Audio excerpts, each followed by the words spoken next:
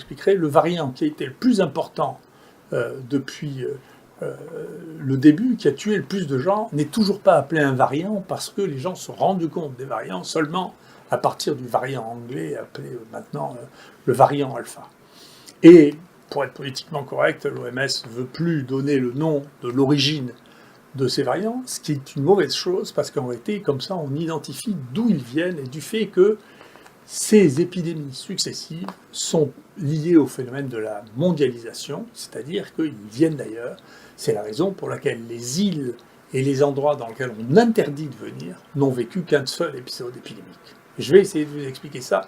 Vous voyez, il s'agit d'épidémies successives avec des variants qui expliquent, et pas du tout cette idée qu'il y avait au départ que c'était une balle de ping-pong qui allait rebondir avec des rebonds et des rebonds et des rebonds.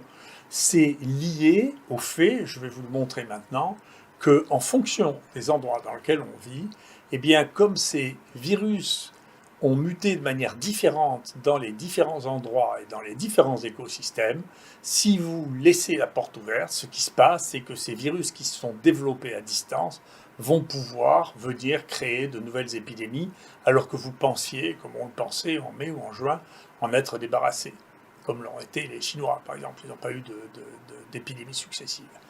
Ou comme l'a eu la Nouvelle-Zélande, par exemple. Maintenant, je vais vous montrer ce qui s'est passé à Marseille. Et donc ça, c'est l'importance de l'IHU. Vous voyez, toutes ces séquences que je vous montre, c'est que des séquences qui ont été faites ici. Hein. Et effectivement, le président a compris, il a lancé un énorme programme de séquences, car ce pays avait un retard phénoménal de séquences comparé à l'Angleterre, par exemple. Et voilà, je vais essayer de vous expliquer, voilà ce qui s'est passé, puisque nous, on l'a analysé très précisément à Marseille. Je ne crois pas qu'il y ait un endroit au monde où on ait analysé avec cette précision l'arrivée des épidémies, c'est-à-dire le traçage, ce que nous appelons le cas index, c'est-à-dire le premier cas qui arrive ici et qui détermine l'infection. Très bien. Donc ici, nous avons toutes les données. Donc ça commence, l'épidémie, vous vous rappelez, en février. Il y a un mutant qui arrive, il vient du nord de l'Italie, en passant par Montgenèvre. C'est le premier cas. Il y a une mutation qui se passe dans le variant chinois, qui va être la mutation qui va s'imposer en toute l'Europe. Et puis, ça s'arrête, et ça recommence en juin-juillet, je vous l'ai dit, en venant par bateau d'Afrique du Nord. Et puis le Marseille 2 que vous avez vu dans la nature, né en Espagne, il vient pendant l'été. Et puis le variant numéro 4, qui pour nous vient de la ferme de Vison d'Eure-et-Loir, arrive à Marseille. Et puis le variant Yucca, lui, va venir en train, on l'a repéré à Marseille. Et puis le variant sud-africain va venir en avion, en passant par la Tunisie d'ailleurs, en France, et puis ensuite d'autres variants, comme le 484, le 484 V3, et puis l'Indien va venir à Marseille parce que c'est un marin qui va embarquer sur un bateau de Marseille, et puis il y a quelqu'un qui revient des Maldives en vacances, qui va amener l'Indien.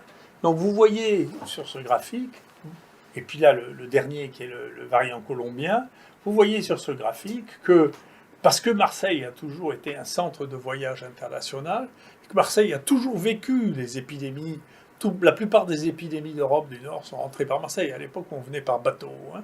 Et donc, on a une expérience ici. Surtout, on a ici regroupé tout ensemble. Les gens ici travaillent tout ensemble. Jusqu'à présent, j'espère que les choses s'amélioreront. On travaillait bien avec tous nos partenaires de l'assistance publique. J'espère que ça continuera parce que c'est suicidaire d'empêcher d'avoir une source de données qui est unique au monde et qui permet d'expliquer au monde exactement ce qui se passe. Et donc, ce qui se passe, c'est que, et ce qui a été noté dans les études les plus neutres, en particulier une très belle étude japonaise qui a montré ça, en réalité, la seule manière pour l'instant d'éviter les flux épidémiques, c'est la fermeture des frontières. Je ne suis pas sûr que ce soit réalisable. Mais en pratique, vous voyez bien que ce qui s'est passé ici, c'est que les flux sont arrivés parce qu'ils ont été importés à chaque fois. Un, des autres pays, et d'autres, je pense qu'il faut vraiment avoir une attitude extrêmement active pour la surveillance des visons et de tout le groupe des visons, les furets, les blaireaux, etc., les mustélidés, qui manifestement sont extrêmement sensibles, extrêmement contagieux, dont nous on pense qu'il est apparu en Mayenne, en France. C'est là qu'a commencé l'épidémie, probablement avec une source qui était celle de visons ou de mustélidés qui étaient en contact avec les visons d'élevage ici. Donc c'est un vrai problème. On sait qu'au Danemark, ils ont abattu 17 millions de visons parce qu'ils ont eu des épidémies absolument considérables. La vitesse de mutation chez les visons est beaucoup plus élevée que chez l'homme, parce que la circulation est beaucoup plus rapide, et que donc là, vous avez les deux sources que moi je connais, ici et maintenant, qui sont, les importations de l'extérieur dans lesquelles les virus ont eu leur propre évolution, et ont donné des mutants différents auxquels nous n'étions pas accoutumés, et d'autre part, les mustélidés et les visons. Donc tout ça pour vous dire, nous, ce qu'on fait ici, moi, je ne porte pas d'opinion sur les stratégies politiques. Je suis un peu surpris quand les journalistes ou les politiques portent des opinions sur mes stratégies scientifiques, parce qu'il faut que chacun parle de ce qu'ils connaissent.